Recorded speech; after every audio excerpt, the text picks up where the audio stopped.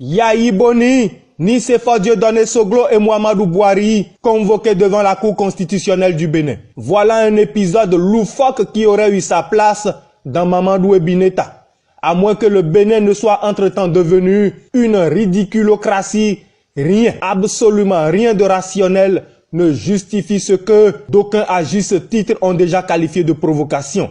Mais au-delà du caractère enfantin de cette procédure, c'est le décryptage diplomatique et ses nombreuses implications qui nous révèlent les contours d'un régime aux abois économiquement et diplomatiquement.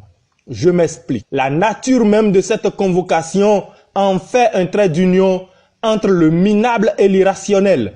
Mais il y a plus grave. Cette convocation faite à Yayi Boni, Nicéphore Dieudonné Soglo et Mouamadou Bouhari est en réalité un aveu de faiblesse. Incapable de résoudre le problème de la fermeture des frontières nigérianes, constatant l'échec cuisant de la diplomatie sous-régionale béninoise, se rendant à l'évidence que sa politique du torse bombé n'a eu aucun effet sur le gouvernement nigérian, le gouvernement de la rupture avec à sa tête Talon Patrice et Aurélien Agbenossi tente péniblement de faire porter aux trois présidents suscités le chapeau de ce qui de toute évidence est une déconfiture économique et diplomatique. Je poursuis. Économiquement, le Bénin se situe à l'intersection de deux axes commerciaux qui se complètent et se nourrissent l'un et l'autre. Le premier axe et le plus important est notre ouverture maritime sur l'océan Atlantique. Et le second axe, tout aussi important, est notre profondeur de champ géoéconomique avec le Nigeria. Entre ces deux axes commerciaux se situe la ligne de fracture que constituent les frontières géographiques du Bénin.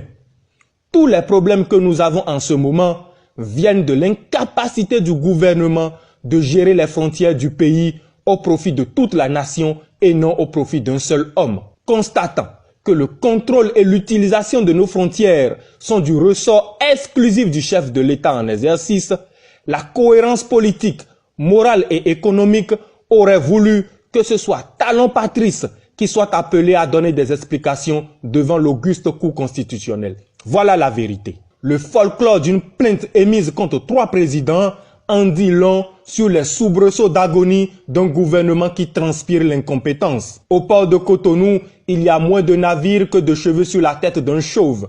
Et en arrière-plan, le flux économique et commercial entre le Nigeria et nous s'est complètement tari. De cet étranglement économique résulte la pauvreté des Béninois et l'effondrement de l'économie nationale. Seule solution envisagée par Talon Patrice et le gouvernement de la rupture, une fuite en avant financière qui consiste à endetter le Bénin et les Béninois sur au moins 6 générations. Voilà comment nous payons l'incompétence de ceux qui nous présentaient ici comme un désert de compétences. Les Grecs anciens appelaient cela tomber de Caribe en Scylla. Opposants sans peur, Béninois sans reproche, c'était le frère Rouvi.